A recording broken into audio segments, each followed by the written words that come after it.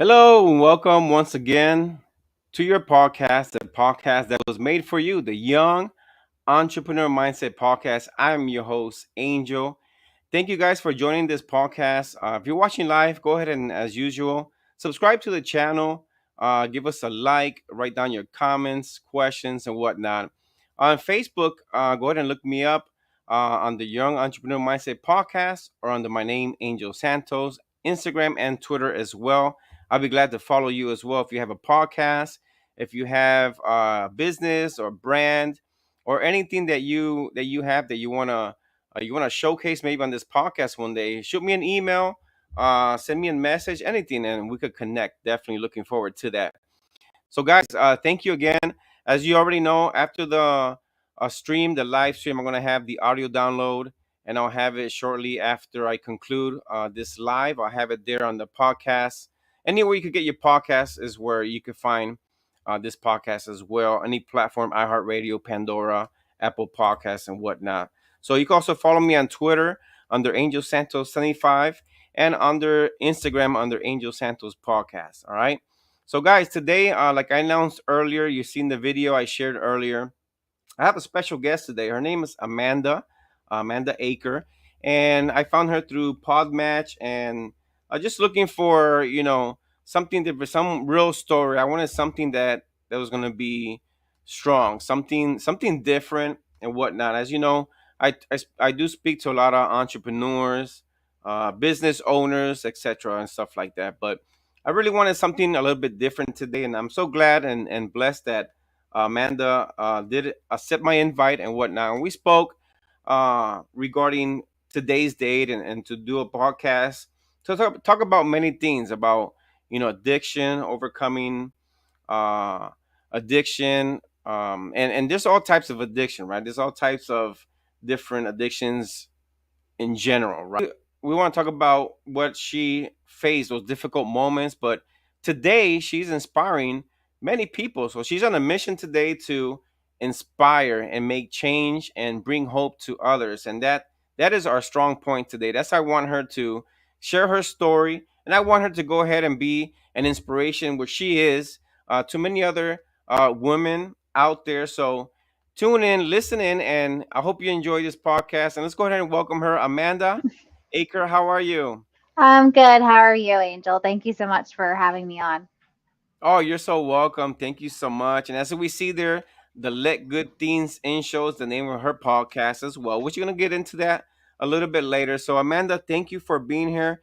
Thank you for the opportunity. How's your week? How's everything going with your family? Good. Yeah, like I told you before we came on, my son just turned 16 recently. So this morning I took him to get his physical to go ahead and get his learner's permit to start driving on the actual road. So I told him, I said, he asked me if I was excited, and I said, I don't know if I would call it excited. So, Yeah. but I am very proud of him. So, Yeah, so any of you out there that if you're a parent, you can relate. Maybe if you've been through this stage. I have my 10-year-old daughter, like I told her. So I expect in the next 6 years, God willing, that she's want to experience that. Of course, I remember the first time I was able to get my permit. Like I told you offline before we came on, I wanted to drive to every single corner, but now today, I hate driving. I hate driving, especially in Orlando. I do not like to drive here in Orlando or mm. anywhere. I'd rather have someone drive for me. So, but Amanda, thank you for being here. I appreciate it. I want to talk about so many things. I know you have an amazing story. Your mission. You're on a mission to inspire and motivate many people. That's amazing. That's what really brought my attention to to have you here today because I love these type of stories. So before we get into your podcast and what you're doing now and whatnot, go ahead and share. I want to share with my audience and anyone who's listening that could, listen to this podcast, maybe even pre-recorded, watch it later and whatnot. But maybe anything that you could say or you want to share as far as your story, I like to start, from the beginning, like where everything started for you and whatnot. You were growing up, siblings and whatnot. How was it when you were being raised? How was that? I mean, looking back at my childhood, like it was a normal middle class, suburb life. I have an older sister. She's 4 years older than me, And my mother and my dad was there too, but my mother and I were very close. My sister and I also had a pretty close bond throughout childhood. My father, he worked a lot. He is a bricklayer. So he spent a lot of his free time either out in the yard doing yard work or out fishing or hunting. That's the type of man that he is. And but that also, made me feel like he was emotionally unavailable for us, I would say. But when I was 15, my sister had already moved out. She got her own apartment and she was about to get married and all this stuff. She was 19, I was 15, and my parents got divorced. So I was already, without realizing it, looking back now, I was already mourning my sister leaving. Because like I said, we were close, we shared a room. There were a lot of things that really impacted me. And then when my parents divorced, my mother left. So now I'm just a 15-year-old girl alone with my dad, who I barely know, who I spent most of my childhood chasing essentially. So that was what, my upbringing was. I was really good in school. I never got detention, straight A student. Didn't have many friends. I was very isolated, I would say, and just I don't know. I just kept my head down and did my thing, and then it all kind of fell apart in front of me. So Okay, okay. So, being that that your parents had separated, that did take effect with you yeah, and your family, of course, your household. Okay. So, and what point? Because I know you have some questions here that I want to go over. Because, like, talking about that breaking point, that point where everything just came apart for you. How did you manage that at that time? not well. I started to. Well, at first it was fine. Like I was still doing well in school. I had my first boyfriend, and my dad, was allowing me finally to go and hang out with him, and stuff like that. So things were good. Like it felt okay at first. Okay. But that didn't last because I started to seek out, like, I wanted more. Like, I wanted friendship. I wanted a girlfriend. I wanted, to be cool. And considering, my dad was way less strict than my mom, like, my mom kept us very much, and isolate is not the right word, but the right word is not coming to my mind right now. But so with my dad, like it was more freedom for me. So I, Okay. you know what I mean. Like my Yeah. mom, like I wasn't allowed to go over my boyfriend's house. I was barely even allowed to talk on the phone to boys. So it was a huge deal to me. I thought it was great, and me and my dad started getting along, and we created a relationship. But my mother came back into the picture. I mean, she never really left. She just wasn't in the house anymore. Okay. But she was in a pretty abusive relationship. So I was seeing my mom while me and my dad are trying to build this relationship. I'm seeing my mom go through all kinds of crazy stuff that at the time I didn't understand what was happening. And, she, at one point, I remember this day, I'll never forget this day of my life.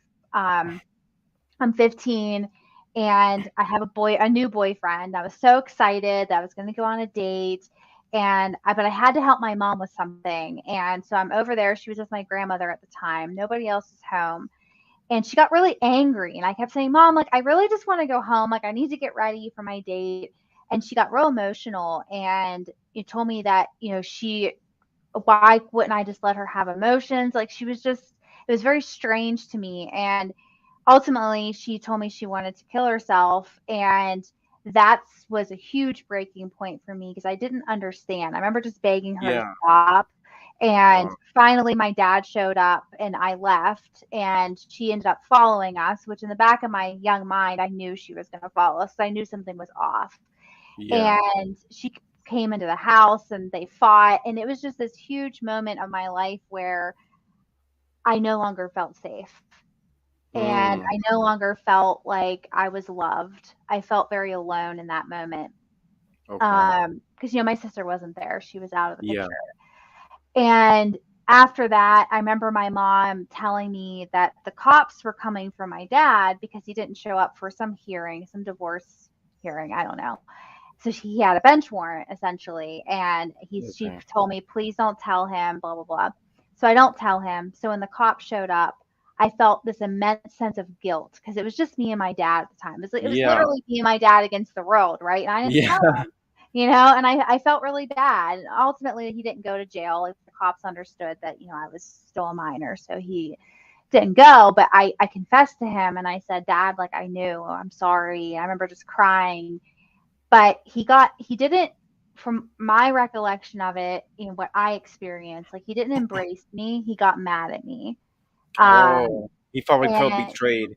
he felt betrayed, and he said, Mhm. we were a team. He's the only person in the world that can call me Mandy, but he was like, we're a team, Mandy. Like, why didn't you tell me? And it shattered our relationship. Oh yeah.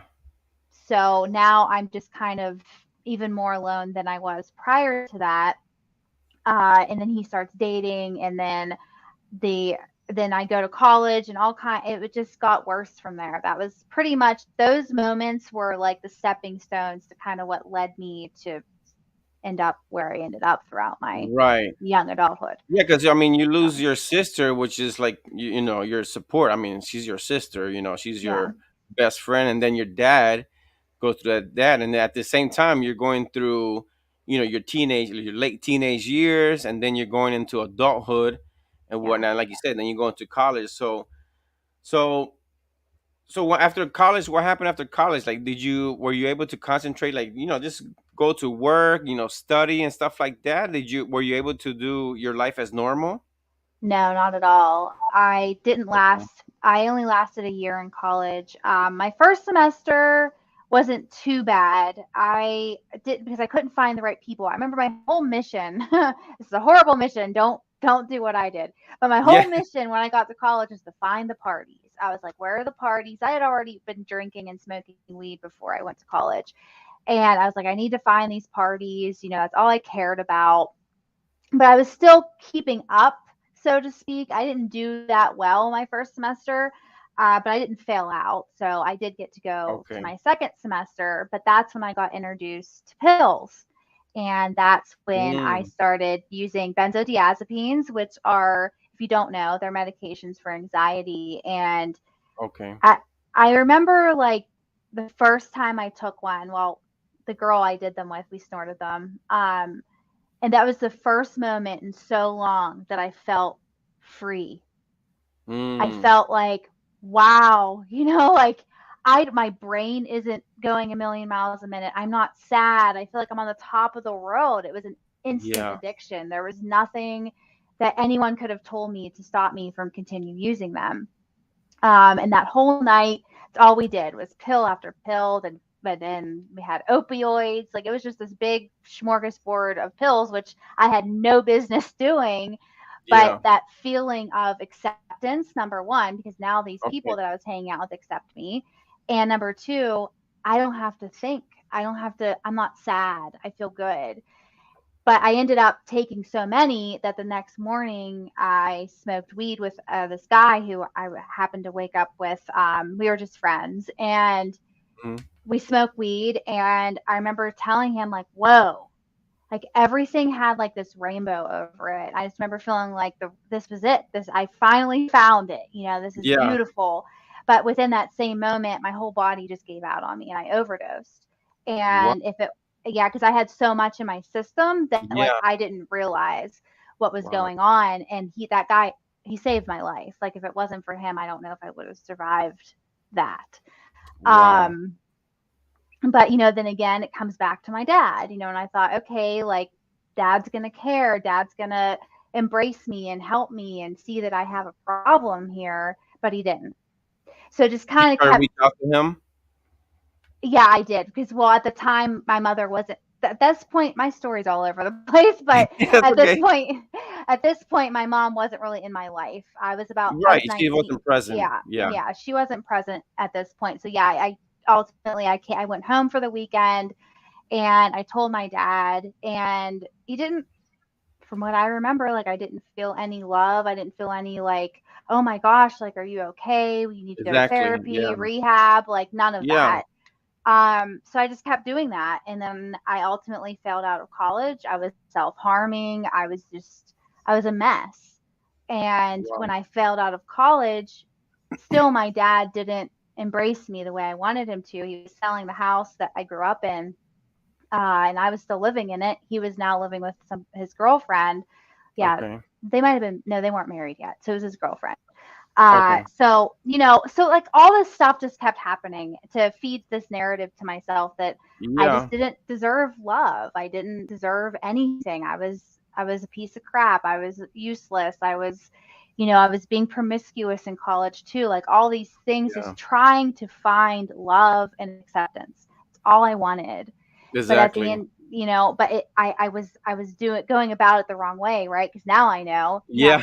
you have to find love and acceptance for yourself Yourself. before Yeah. you can go out and find it outside of yourself, right? So That's right. it was a struggle. And then I ended up 19 and pregnant, which was a whole other Okay. fiasco. I gave my daughter up for adoption. I was very young. But that set me off into more darkness and just kept this whole story just keeps repeating itself pretty much. Yeah. And then I got incarcerated. Ultimately, I was in jail for 8 months of my life. Um, Wow. because I couldn't let go of a friend of mine. And I thought that I would be, if I didn't go through with it, that she'd leave me because she's all I had. She was my anchor. I didn't mention her earlier, but she Yeah. was. Yeah. She was there with me from the beginning of the divorce all the way till we got in trouble. She's not in my Okay. life anymore for good reason. We're toxic for each other. Yeah.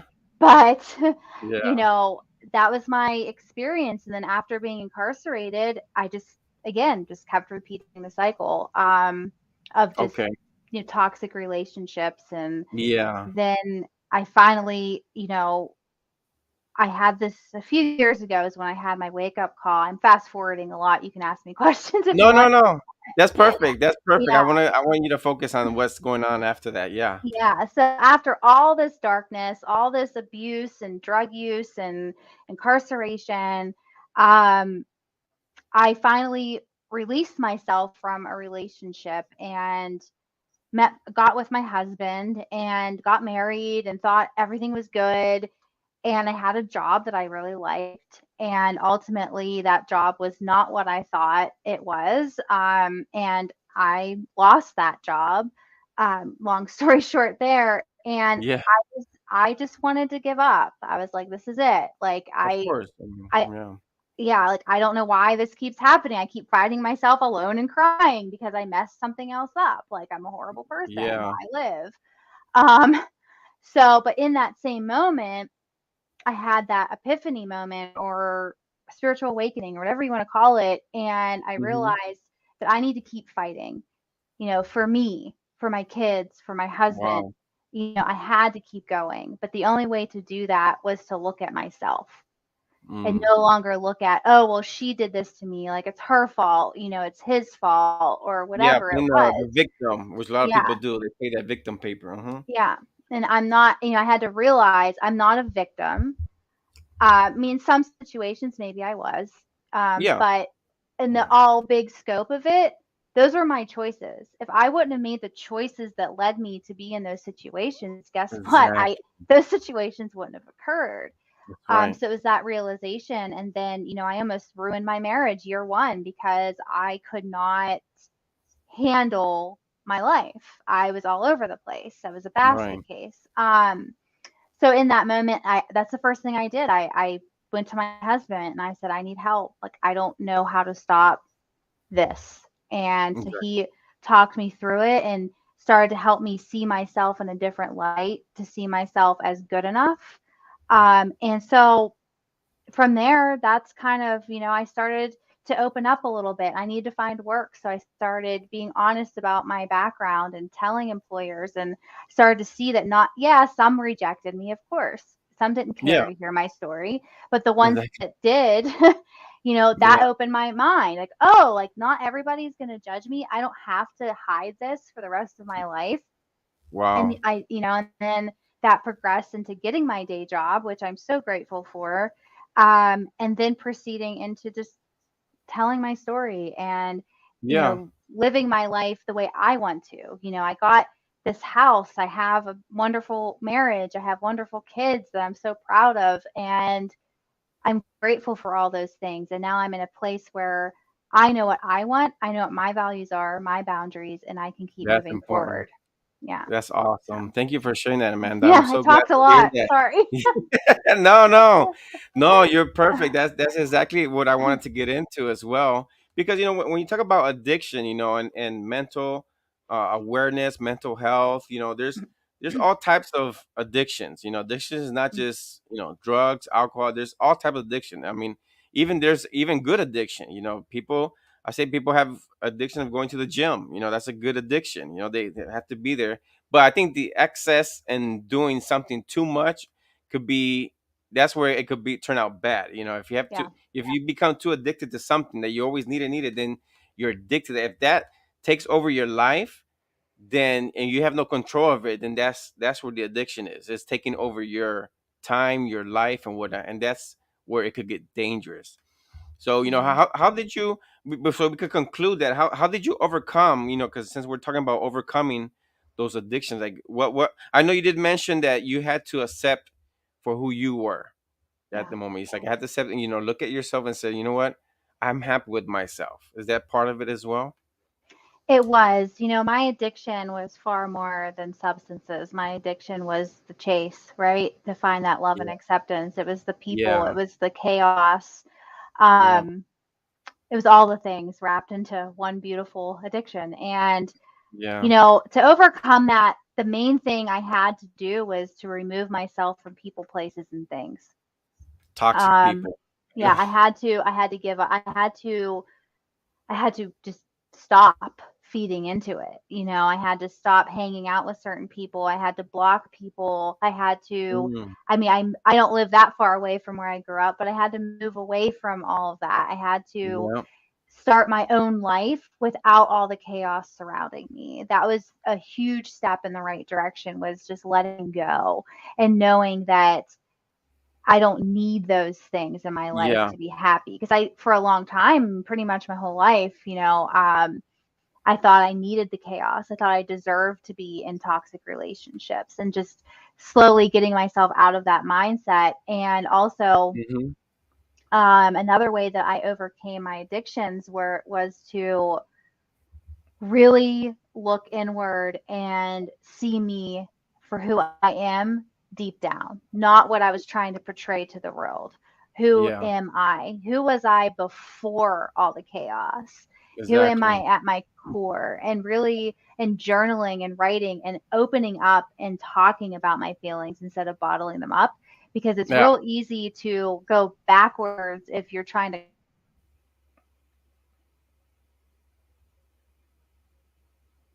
Oh wait, your audio went out. Oh wait, your audio went out.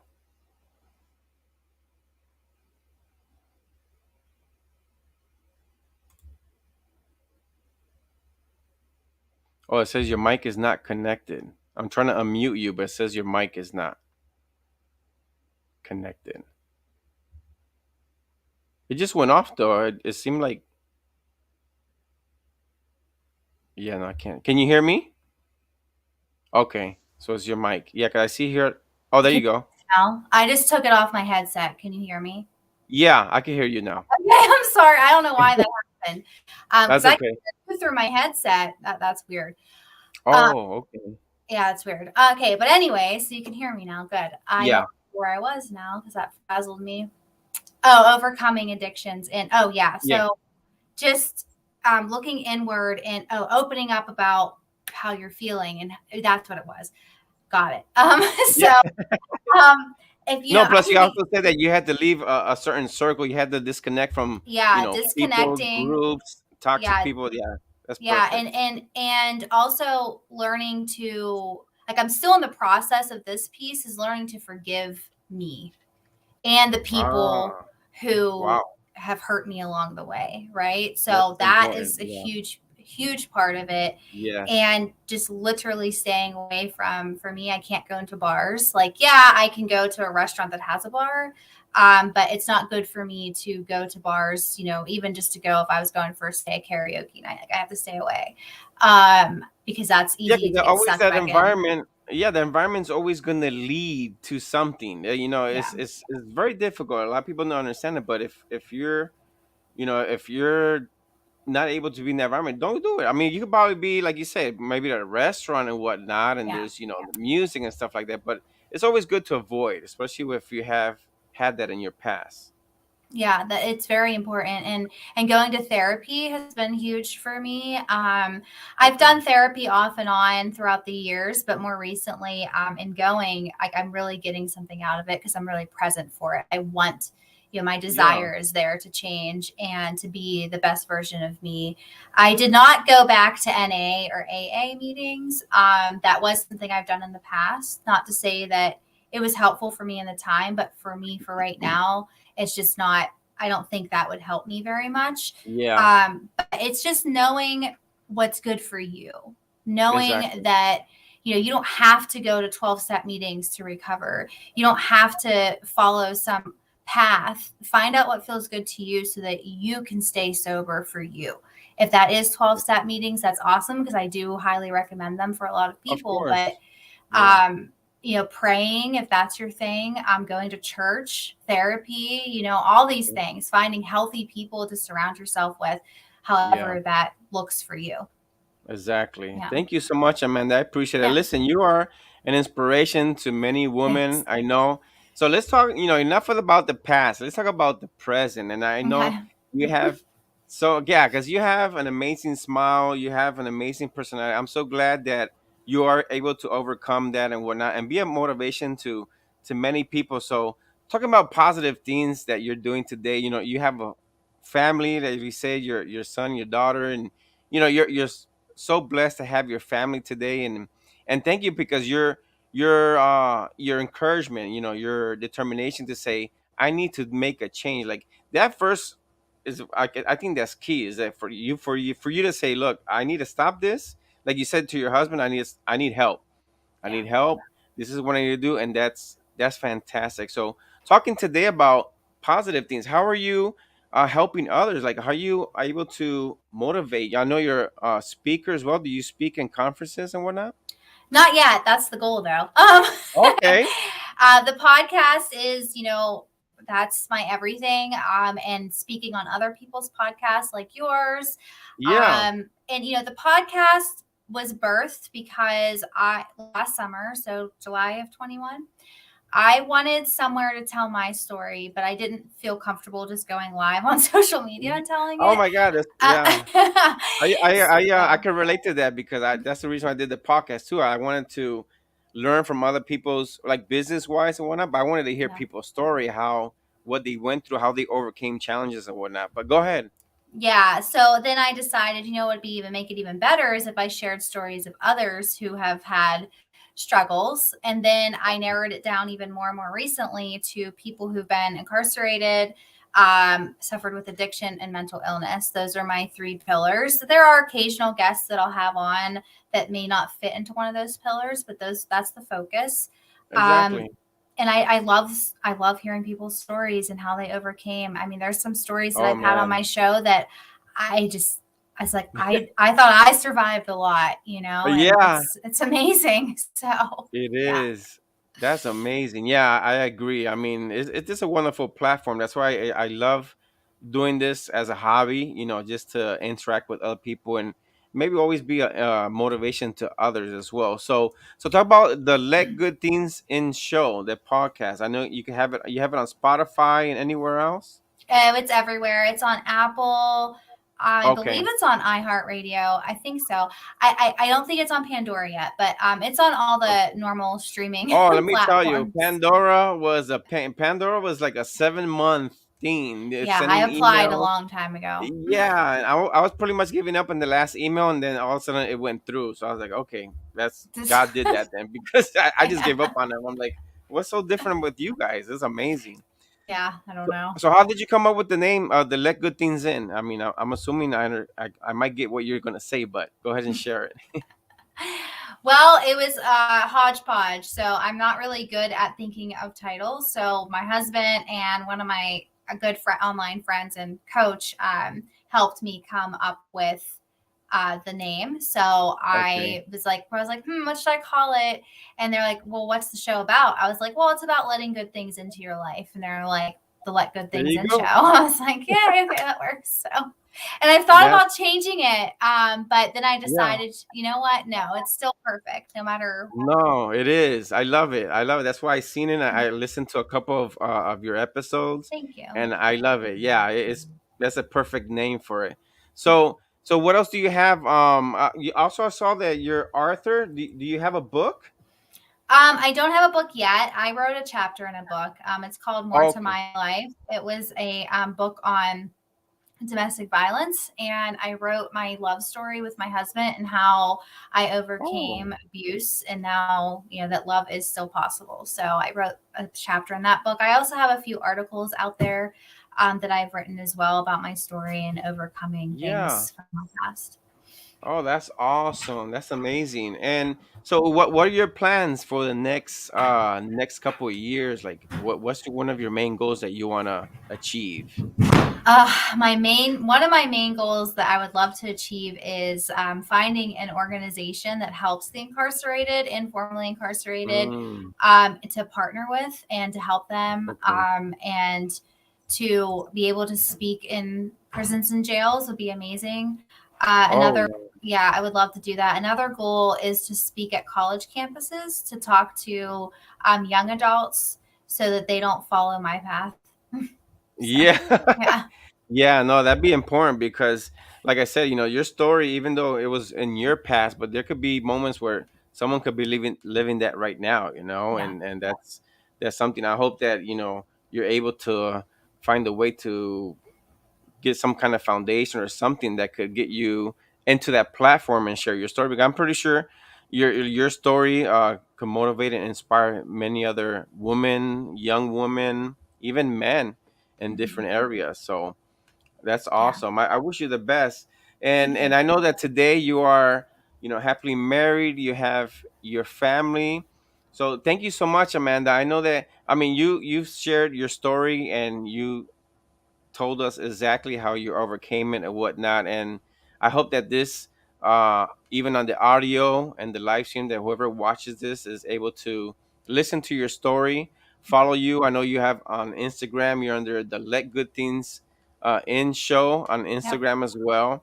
And you also have Facebook and whatnot. So I'm pretty sure someone that can maybe uh, follow you and listen to your story, maybe reach out to you as well, and maybe use your story for motivation as well. Yeah. Thank you. Yeah. Yeah. That's the goal.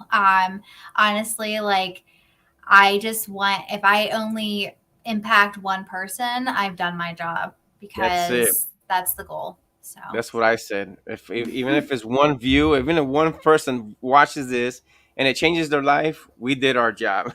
yeah, exactly. Yeah. Thank you so much, Amanda. I appreciate your time. Go ahead and Thank you. enjoy the rest of the weekend with your family. It's been a blessing having you here. Thank you, Angel. It's been awesome, and thank you so much. And I hope you have a great weekend too. You too. Thank you so much. I'll be sharing the links with you shortly. Okay. Take care. Awesome. Thanks. Bye. Bye. It's a pleasure. Thank you. All right, folks. So there you have it, Amanda Aker. Go ahead and look her up on Instagram under the Let Good Things In show.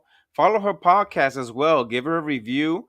I went on her on the Apple Podcast, gave her a review because she has some great content. So go ahead and follow her there. And I'm gonna go ahead and conclude this podcast. But before I do want to leave you with a scripture that I found today that I really enjoy reading, and it's in Second Corinthians 4, chapter 4, verse 8 and 9.